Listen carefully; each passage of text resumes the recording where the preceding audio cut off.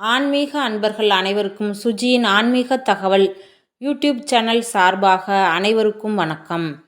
வைகாசி விசாகம் முருக பக்தர்களுக்கான ஒரு அற்புதமான நாளாகும்.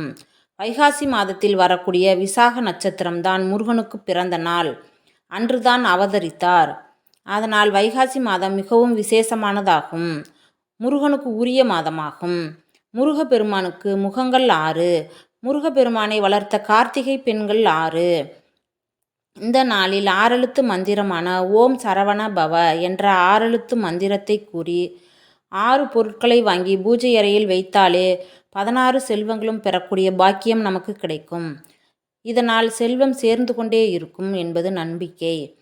வியாபாரம் செய்யக்கூடிய இடமாக இருந்தாலும் சரி, தொழில் செய்யக்கூடிய இடமாக இருந்தாலும் சரி, செல்வம் இருந்தால்தான் மகிழ்ச்சியும் சந்தோஷமும் உண்டாகும்.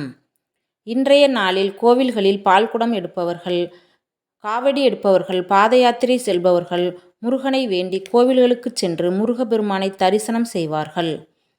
முருகப்பெருமான் அன்றைய தினம் அழகாக காட்சி தருவார். அந்த தரிசனத்தை காண 1000 கண்கள் நமக்கு வேண்டும். இன்றைய தினம் அதிகாலையில் குளித்துவிட்டு முருகப்பெருமானை வேண்டி விரதத்தை மேற்கொள்ளலாம்.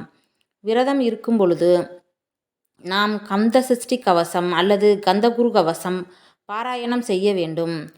ஒன்றுமே தெரியாவிட்டாலும் சரி, ஓம் சரவண பவ என்ற 6 எழுத்து மந்திரத்தை உச்சரித்தால் கூட முருகப்பெருமானின் அருளை நாம் பெறலாம். வீட்டில் செல்வம் பெருகும்.